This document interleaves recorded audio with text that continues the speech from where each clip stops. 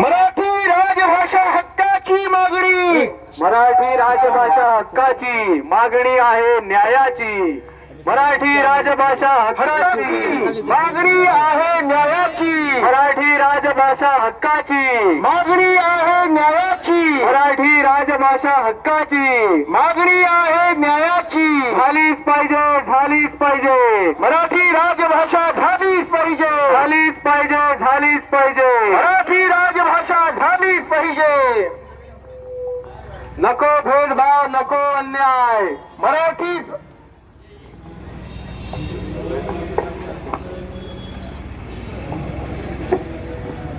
भारत माता की जय.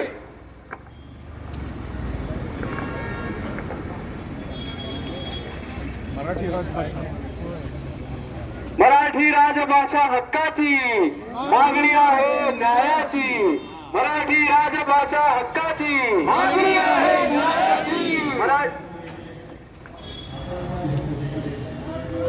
झालीच पाहिजे, झालीच पाहिजे, मराठी राजभाषा झालीच पाहिजे, झालीच पाहिजे, झालीच पाहिजे, मराठी राजभाषा झालीच पाहिजे, झालीच पाहिजे, झालीच पाहिजे, मराठी राजभाषा झालीच पाहिजे, मराठी राजभाषा झालीच पाहिजे. जय श्रीराम. झालीच पाहिजे,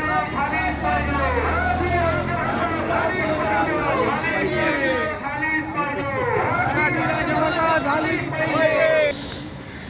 जाज्वल्य मराठी प्रेमी भास्कर भंडारे, माधवराव तळावलेकर, विष्णुश्री वाघ अशा सर्वांची आठवण या जाहीर सभेमध्ये ठेवलेली आहे.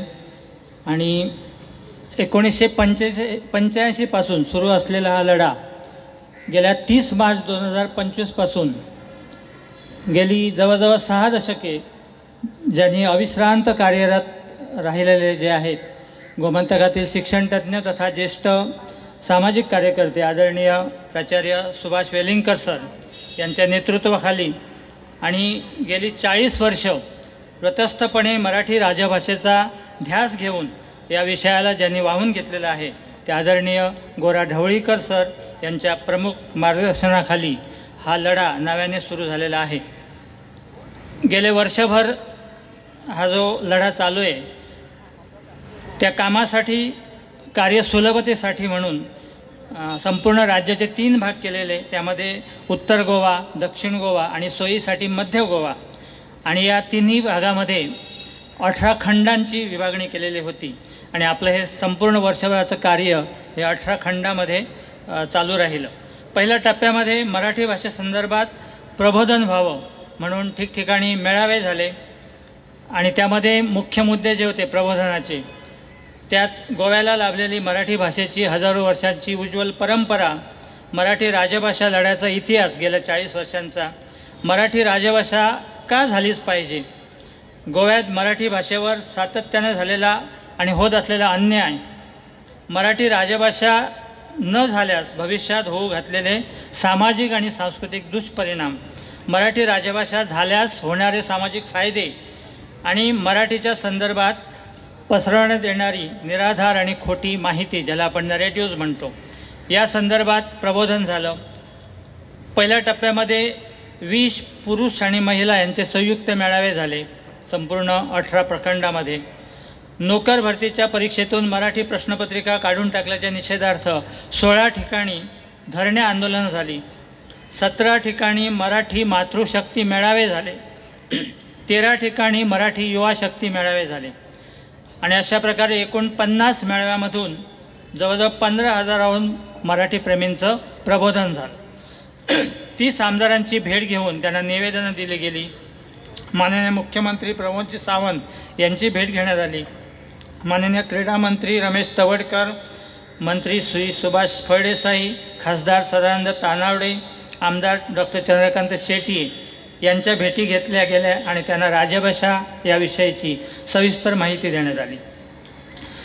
जनमत निर्माण कार्य हा एक या आंदोलनाचा भाग होता. त्यामध्ये गोव्यातील रेवोडा, मांजरे, मोर्जी, कोरगाव, आगरवाडा, चोपडे, चांदेल, इब्रामपूर, हणखणे, बांदोडा, कवळे, फातर्फा, करमळी, वझरी या 12 ग्रामपंचायतींच्या ग्रामसभेत मराठी ही राजभाषा व्हावी अशा प्रकारचे ठराव संमत करण्यात आले.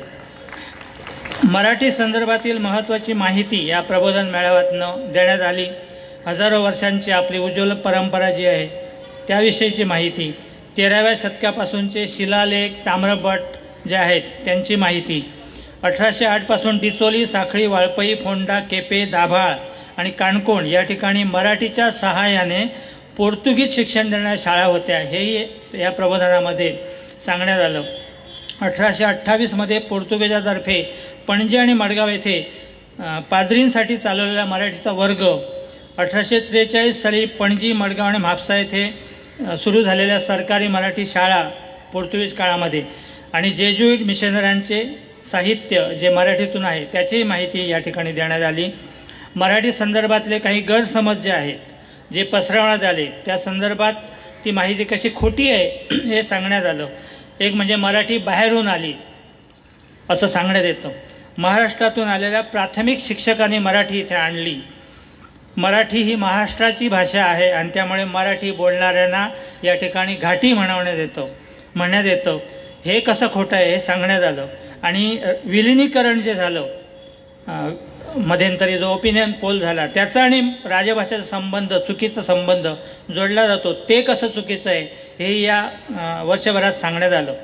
1985 सालची परिस्थिती कशी होती तेही युवकांना सांगण्यात आलं. 180 पैकी 120 ग्रामपंचायतींनी त्यावेळी 8 नगरपालिकांनी आणि 11 पैकी 8 मंडळ समित्यांनी मराठी राजभाषा व्हावी म्हणून ठराव संमत केले होते, हेही लक्षात आणून देण्यात आलं. एकापेक्षा अधिक राजभाषा असू शकतात असा प्रश्न त्यावेळी विचारण्यात होता सुरुवातीला. म्हणजे दुहेरी नागरिकत्व चालतं परंतु 2 राजभाषा चालत नाहीत असा एक आवाज त्यावेळी सुरुवातीला करण्यात आला. तर तो कसा खोटा होता हे सांगण्यात आलं.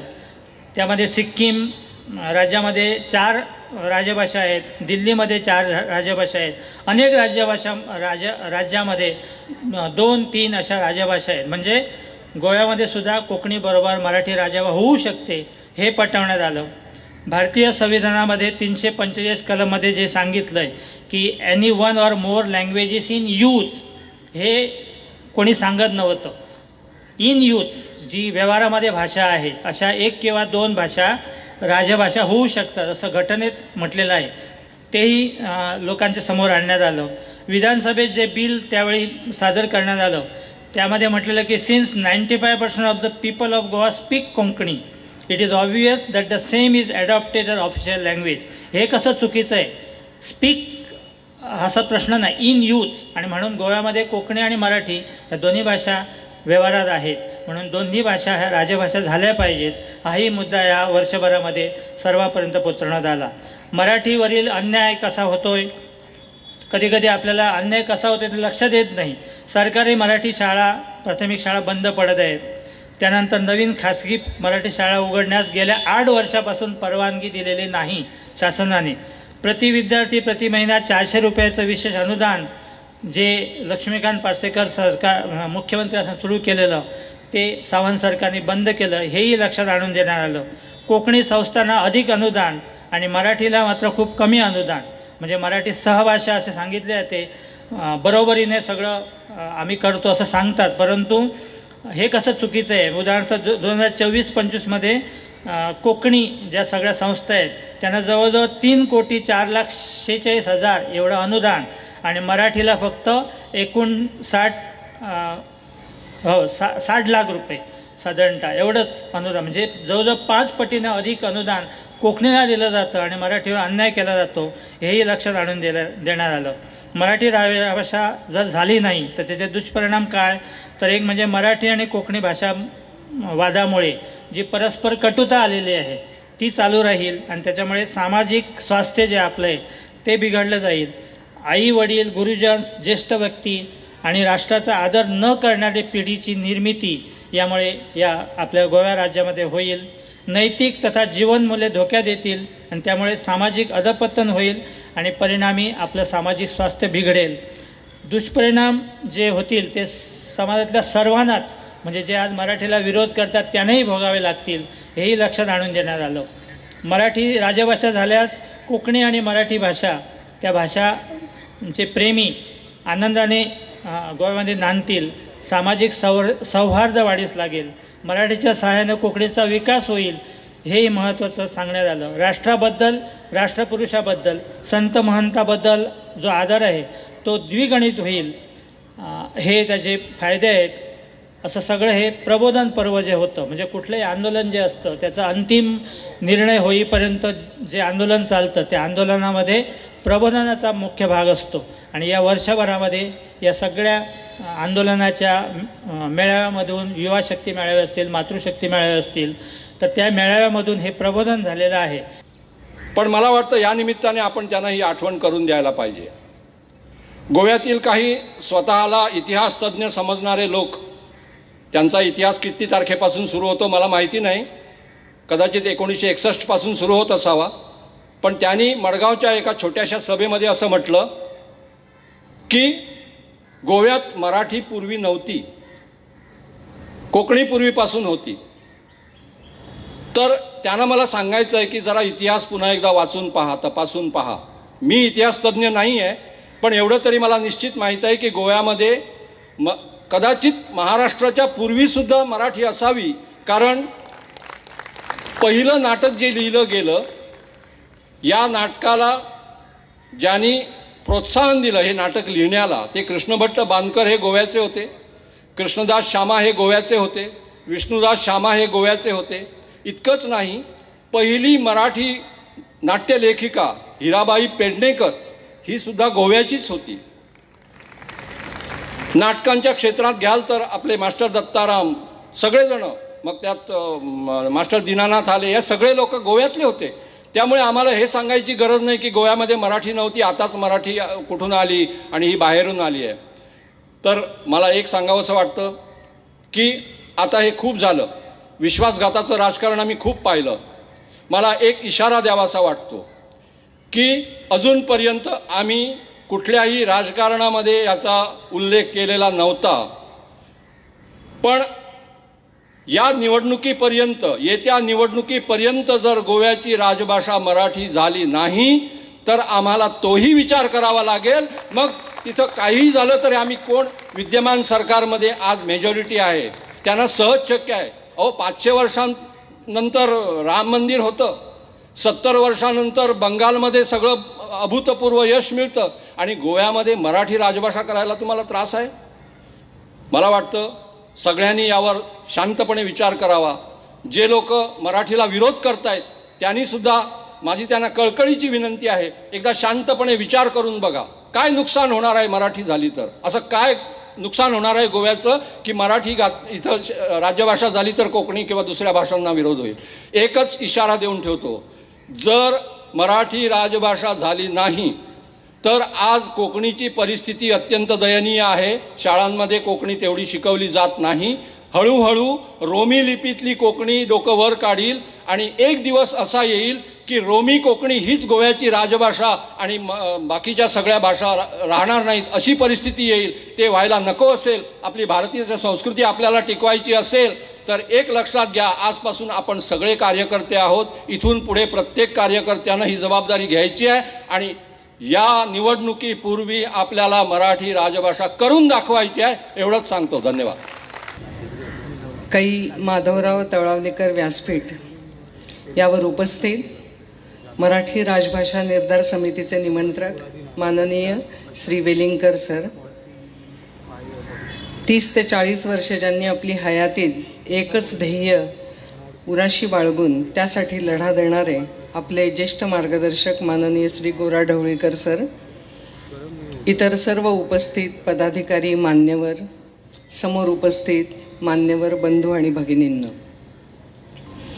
सामर्थ्य आहे चळवळीचे, जो जे करील तयाचे, परंतु तेथे भगवंताचे अधिष्ठान पाहिजे. आणि याच उक्तीनुसार गेल्या 31 मार्चला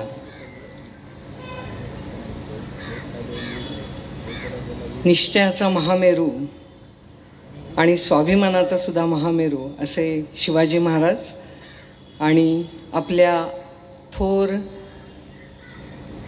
मराठी मायबोलीमधून मराठीची थोरवी सांगणारे संत ज्ञानेश्वर माऊली या दोघांच्या साक्षीने, त्यांच्या आशीर्वादाने आपण मराठी राजभाषा निर्धार समितीचं काम पुन्हा एकदा नव्या जोमाने गेल्या 31 मार्चपासून सुरू केलं आणि त्याचा पूर्ण आढावा प्रास्ताविकामध्ये आपल्याला मांजरेकर सरांनी दिलेला आहे. तेव्हा आता तुम्ही आणि आम्ही हे वेगळं असण्याची गरज नाही आहे, तर आपण सगळ्यांनी एक होऊन हा लढा जो आपण सुरू केला आहे तो निर्णायक अशा टप्प्यावरती इथे आलेला आहे आणि त्यामुळे ह्या लढ्याला आता आपण तडीस नेण्याचं कार्य सगळ्यांनी मिळून हातात घेतलेलं आहे आणि ते पूर्णत्वाला नेण्याची जबाबदारी आपली सगळ्यांची आहे. मराठी राजभाषा व्हावी यासाठी जे जे काही करायचं आहे किंवा जे काही गैरसमज आहेत किंवा काय त्यामधले अडथळे आहेत हे सगळ्यामध्ये आपण गेल्या वर्षभर सगळ्या लोकांच्या समोर मातृशक्ती मेळाव्यातून, संमेलनातून, इतर मेळाव्यांमधून आपण सगळ्यांची जनजागृती केलेली आहे आणि त्यांच्यापर्यंत पोचतच आहोत. आज मला असं वाटतं की त्या दृष्टीने मी जर ही मराठी राजभाषा झाली नाही किंवा ती नष्ट झाली तर आपल्या पुढील पिढीवर होणारे दुष्परिणाम काय असतील याबद्दल एक 3-4 मुद्दे आपल्यासमोर मांडू इच्छिते. भाषा ही जशी संदेशवाहनाची व्यवस्था आहे तशी ती फक्त तेवढ्यावरच न थांबता भाषा म्हणजे संस्कृतीची सुद्धा वाहक आहे आणि त्यामुळे मराठी गेली तर आपले सणवार, लोकगीतं, म्हणी, कीर्तन, अभंग ह्या सगळ्यामधला जिवंतपणा किंवा या सगळ्यातला जिवंत अर्थ आपल्या पुढील पिढीला कळणार नाही आणि मुलांना आपण कोण हे सांगणारा एक धागा तुटेल आणि त्यामुळे आपली ओळख आणि आपल्या अस्मितेचा लोप जर होऊ द्यायचा नसेल तर मराठी टिकवणं हे अत्यंत आवश्यक आहे. त्याचप्रमाणे ज्ञानसाठा किंवा इतिहास हरवणं, संत वाङ्मय, ज्ञानेश्वरी, तुकारामांचे अभंग, शिवकालीन पत्र, स्वातंत्र्य लढ्यातील साहित्य या सगळ्यामधला भावार्थ हा इंग्रजी भाषेतून तेवढ्या आपल्या मनाला पोचत नाही मनापर्यंत किंवा आपल्याला तो पचत नाही. त्यामुळे अन्य भाषेमध्ये हा भावार्थ पूर्णपणे उतरत नाही आणि म्हणून भाषा जर गेली तर पूर्ण हजारो वर्षांचा इतिहास आणि हा विचारांचा ठेवा आपण पुढील पिढीसाठी बंद पुस्तक दिल्यासारखं होईल आणि त्यामुळे हा ज्ञानसाठा आणि इतिहास जर आपल्याला हरवायचा नसेल तर मराठी राजभाषा होणं अत्यंत गरजेचं आहे हे पुन्हा एकदा आपल्याला सांगू इच्छिते. त्याशिवाय मूल घरामध्ये असताना आपण व्यक्त होतो. आईवडील असतील, आजी आजोबा असतील, घरामधल्या गप्पा गोष्टी असतील, भावना व्यक्त करणं यामध्ये मायेची ऊब असते आणि हेच जर हळूहळू नष्ट झालं तर आपण मुलांना फक्त माहितीपुरतं उरू आणि त्यामधली मायेची ऊब ही निघून जाईल. माणसाशी नातं हे फक्त माहितीपुरतं राहील, जिव्हाळ्याचं राहणार नाही आणि म्हणून भावनिक दुरावा जर व्हायचा नसेल किंवा होऊ द्यायचा नसेल तर त्यासाठी सुद्धा मराठी राजभाषा होणं हे अत्यंत गरजेचं आहे. त्याशिवाय विचार क्षमता आणि सर्जनशीलता यावर येणाऱ्या मर्यादा याचासुद्धा आपण या अनुषंगाने विचार करणं गरजेचं आहे असं मला वाटतं. प्रत्येक भाषेची स्वतःची अशी एक रचनाशैली असते. मराठीतून जर विचार करणं बंद झालं तर मग आपल्या कविता, कथा, विनोद, नाटक, एकांकिका यासारखी स्थानिक सर्जनशीलता जी आहे ती कमी होईल आणि पुढील पिढी ही फक्त भाषांतरित जगामध्ये जगेल असं मला वाटतं. त्याशिवाय सामाजिक एकसंधता तुटेल. आपण हे फक्त समाजामध्ये, आपण हा समाजप्रिय प्राणी आहे माणूस हा, त्यामुळे आपण आपलं घर, त्यानंतर येणारे आजूबाजूचे लोक, समाज, गाव, तालुका, जिल्हा, मग राज्य अशा सगळ्या पद्धतीने एकमेकांना जोडणारा जो आपला मराठीचा धागा आहे तो धागा जर आपला तुटला तर आपलेपणाची भावना यातून कमी होईल आणि त्यामुळे समाजातली एकसंधता तुटेल. म्हणून ती जर साधायची असेल तर मराठी राजभाषा होणं हे अत्यंत आवश्यक आहे. त्याचप्रमाणे लोककला आणि व्यवसाय नष्ट होतील. फक्त मराठी भाषा म्हणजे आपण बोलतो ती किंवा साहित्य असं नाही आहे, तर अनेक प्रकारचं साहित्य आपल्याला माहिती आहे ज्यामध्ये तमाशा असेल, भारूड असेल, पोवाडा असेल, लोकगीतं असतील, दशावतार असतील, वासुदेवाची गाणी असतील, ह्या सगळ्या गोष्टी मराठी भाषेतून आहेत आणि त्यामुळे जर ती भाषाच गेली तर ती कला सादर करणारे व्यावसायिकही आणि कलाकारही त्या दृष्टीने नष्ट पावतील आणि नंतर आपल्याला हे कला सादर करणारे लोकसुद्धा मिळणार नाहीत किंवा व्यवसायामधले अनेक शब्दसुद्धा आपल्याला माहीत नसतील आणि आपल्या कोशामधून ते निघून जातील. त्यामुळे लोककला आणि व्यवसाय हे सुद्धा जर ठेवायचं असेल यांचं अस्तित्व, तर निश्चितपणे आपल्याला मराठी ही राजभाषा असली पाहिजे. त्याचप्रमाणे मुलांच्या आकलनावर परिणाम आता सर्वश्रुत आहे आणि सर्वमान्य झालेलं आहे की मातृभाषेमधून मूल जेव्हा शिकतं तेव्हा त्या मुलाचं सामंजस्य किंवा त्या मुलाची तर्कशक्ती ही जास्त चांगली डेव्हलप होते, त्याला आकलन जास्त चांगल्या पद्धतीने होतं आणि त्यामुळे पहिल्या 5 ते 6 वर्षामध्ये मुलाला मातृभाषेमध्ये जर त्याचा विचार केला तर त्याची तर्कशक्ती ही जास्त विकसित होते. आणि म्हणून जर मराठी नसेल तर ते मुलाचं शिकणं म्हणजे फक्त पाठांतर होईल, ते शिकणं नसेल. त्याचप्रमाणे साहित्य क्षेत्राचं, चित्रपट क्षेत्राचंही त्या निमित्ताने नुकसान होईल जर मराठी पुढे नष्ट झाली. मराठी राजभाषा निर्धार समिती गोवा, पणजी जाहीर सभा, आझाद मैदान, दिनांक 23 मे 2026. ठराव. पोर्तुगीज आक्रमणाच्या शेकडो वर्ष आधीपासून गोव्यातील बहुसंख्य असलेल्या बहुजन समाजाची भाषा मराठी असून शैक्षणिक, साहित्यिक, सांस्कृतिक, सामाजिक व धार्मिक इत्यादी सर्व क्षेत्रात ते तिचा मोठ्या प्रमाणावर वापर करीत आलेले आहेत आणि आजही करीत आहेत. असे असूनही 1987 साली राजभाषा कायदा करतेवेळी संविधानातील राजभाषा विषयक तरतुदींचा भंग करून राजभाषा होण्यासाठीच्या सर्व निकषांची मराठी भाषा उत्तमरित्या पूर्तता करत असताना देखील आणि तात्कालीन विधानसभेतील 30 पैकी 20 आमदार मराठीच्या बाजूने मतदान करण्यास तयार असताना देखील लोकमताची कदर न करता अलोकशाही पद्धतीने मराठीला राजभाषा स्थानावरून डावलण्यात आले. त्यावेळी मराठीवर जो अन्याय झाला तसा अन्याय देश विदेशात कोणत्याच भाषेवर झालेला नसेल. त्यावेळी अधिकृत भाषा म्हणून ग्रामपंचायती, ग्रामसभा, सहकारी संस्था, मठमंदिरे, धार्मिक, आध्यात्मिक व सांस्कृतिक वाङ्मयात तसेच शासकीय व्यवहारात व वैयक्तिक पत्रलेखनात मराठीचाच वापर होत असे. आज देखील वरील सर्व क्षेत्रात मराठीचाच वापर कोकणीच्या वापरापेक्षा कितीतरी पटीने अधिक आहे आणि त्यामुळे मराठीचा राजभाषा होण्याचा नैसर्गिक पात्रता सिद्ध अधिकार आजही अबाधित आहे. गोवा राज्यातील यापुढील पिढ्या त्यांच्या पारंपरिक मराठी भाषेला व तिच्या माध्यमातून प्राप्त होऊ शकणाऱ्या सर्वंकष पवित्र ज्ञानाला सर्वथा पारख्या होऊ नयेत ह्या दृष्टीने मराठीवर झालेला हा अन्याय दूर व्हावा आणि तिला तिचे हक्काचे राजभाषेचे स्थान मिळावे यासाठी गोव्यातील मराठीप्रेमी जनता गेली 40 वर्षे सातत्याने लढा देत आहे.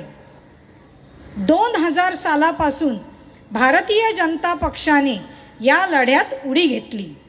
पक्षाच्या अधिवेशनात अधिकृत ठराव घेतले. विधानसभा अधिवेशनात मराठी राजभाषेचा ठराव आणला आणि सातत्याने जनतेला आश्वासन दिले. आता ती आश्वासने पूर्ण करण्याची वेळ आली आहे हे या ठरावाद्वारे आम्ही भाजप नेत्यांच्या निदर्शनास आणू इच्छितो. आता सरकारने लोकांची फसवणूक थांबवावी आणि वेळ न दवडता आगामी विधान अधिवेशनात घटना दुरुस्ती विधेयक मांडून घटनेतील तरतुदीनुसार कोकणीबरोबरच मराठीलाही राजभाषेचे स्थान द्यावे व गोमांतकातील बहुतांश बहुजन समाजावर आजपर्यंत होत असलेला याबाबतीतला अन्याय जबाबदारीने दूर करावा अशी मागणी ही सभा सरकारकडे करीत आहे. या ठरावाला आपण सर्वांनी दोन्ही हात उंचावून आणि ओमचा उच्चार करून, त्रिवार ओमचा उच्चार करून आपण अनुमोदन देऊया. ओम ओम ओम.